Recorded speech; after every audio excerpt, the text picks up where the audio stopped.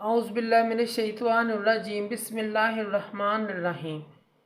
शुरू करती हूँ मैं अल्लाह के नाम से जो नहायत मेहरबान और रहम करने वाला है। मोअज़्ज़िज़ सामीन कराम, अस्सलामु अलैकुम रहमतुल्लाहि व बरकातुहू। उम्मीद है आप खैरियत से होंगे। अल्लाह पाक आपके तमाम जायज़ हाजात को पूरा करे। अल्लाह पाक आपके तमाम दिली मकासद मुश्किलात का हल फरमाए। आमीन सुम्मा आमीन या रब्बल आलमीन।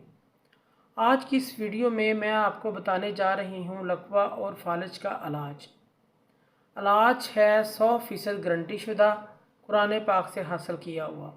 बहुत सारे ऐसे लोग हैं इन दो फ़र्ज़ों में मुब्तला हैं। एक लकवा होता है यानी मुँह टेढ़ा हो जाता है, उसका मर्ज़ भी इंसान को बहुत ज़्यादा परेशान करता है और इसका इलाज भी नामुमकिन है, नामुश्किल है। और दूसरा है फालिज, किसी भी जिस्म के हिस्से पर फालिज हो जाना, उसका अटैक हो जाना, फिर वो जिस्म का हिस्सा मफलूज हो जाता है, नकारा हो जाता है, वो काम नहीं करता। अगर हाथ पर अटैक आता है तो हाथ पकड़ने की सलाहियत नहीं होती। अगर पाँव पर होता है तो पाँव अपने वज़न पर खड़ा नहीं हो सकता, इंसान उससे चल नहीं सकता, बहुत मुश्किल हो जाती है। लकवा अक्सर मुंह को होता है। जब मुंह पर लकवे का अटैक होता है तब खाने पीने में इंतहाई मुश्किल हो जाती है। किसी से बात भी ठीक तरीके से इंसान नहीं कर सकता। अब इन दोनों सूरतों में हमें क्या करना चाहिए? आपको फालिज है या लकवा हुआ है, आप परेशान ना उम्मीद ना हो। इन दोनों सूरतों में ज़बरदस्त कुरानी अमल वज़ाइफ मैं लेकर हाज़िर हुई हूँ आपकी खिदमत में। अक्सर ऐसे लोग हैं जिनको हमने हमारे चैनल वीडियो के ज़रिए मुख्तलिफ़ किस्म के इलाज बताए हैं, इनकी रहनुमाई भी की है। अल्लाह ताला के फ़ज़ल व करम से, अल्लाह पाक के बाबरकत नाम से इस अमल वजीफ़े से उनको फ़ायदा हासिल हुआ है।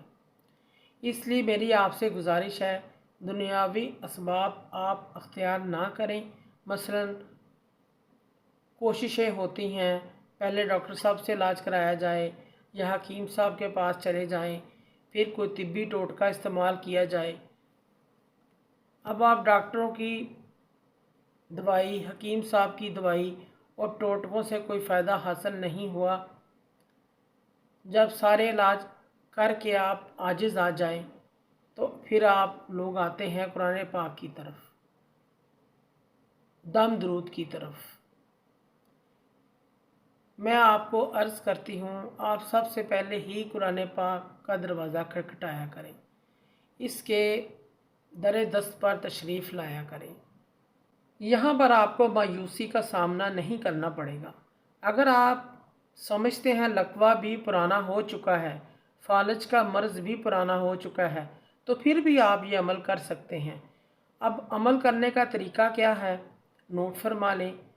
अव्वल और आखिर आपने 33 मरतबा दरूद इब्राहिमी पढ़ना है।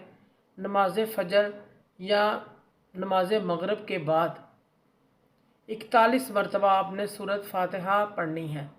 सूरत फ़ातिहा पढ़नी है, आपने मुकम्मल सूरत हर बार पढ़नी है। 41 मरतबा अव्वल और आखिर दरूद इब्राहिमी 3-3 मरतबा आपने पढ़ना है।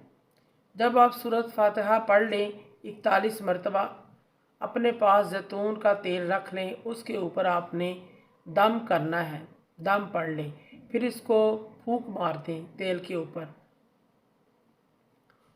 अब जो भी आपकी मुतासरा जगह है, बीमारी की जगह है, वो हिस्सा है, उस हिस्से के ऊपर आपने तेल लगाना है, उसकी मालिश करनी है, चाहे फालिज वाला हो चाहे लकवे वाला हो। आपने ये तेल मुसलसल 11 दिन इस्तेमाल करना है, मुसलसल 11 दिन इस्तेमाल करना है। और फिर आप हर रोज़ आपने नया दम करना है, तेल के ऊपर नया दम करना है। अब इसकी दो सूरतें हैं। एक तो ये मरीज़ ख़ुद दम कर सकता है। बाज़ दफ़ा मरीज़ की तबीयत ज़्यादा ख़राब होती है, ज़्यादा बिगड़ जाती है, वो पढ़ाई नहीं कर सकता, यानी घर के अफराद में से कोई ऐसा फ़र्द जिसको सूरत फ़ातिहा आती है वो पढ़ ले। باوضو ہو کر پڑھائی کریں، پھر زیتون کے تیل پر دم کر کے مالش کریں۔ آپ یہ عمل کریں، اللہ کے فضل و کرم سے آرام آ جائے گا، آپ ٹھیک ہو جائیں گے، اللہ پاک کامیابی عطا فرمائیں گے۔ یہ ایک آزمایا ہوا عمل ہے، آپ لازمی کریں۔ اللہ پاک ہم سب کو صحت و تندرستی عطا فرمائے، آمین ثم آمین۔ معزز سامعین و کرام، اگر آپ کو ہماری ویڈیو اچھی لگی ہے، پسند آئی ہے تو اسے زیادہ سے زیادہ صدقہ جاریہ سمجھ کر لائک کریں اور شیئر کریں۔ اللہ پاک آپ کے حامی و ناصر ہوں۔ جزاک اللہ۔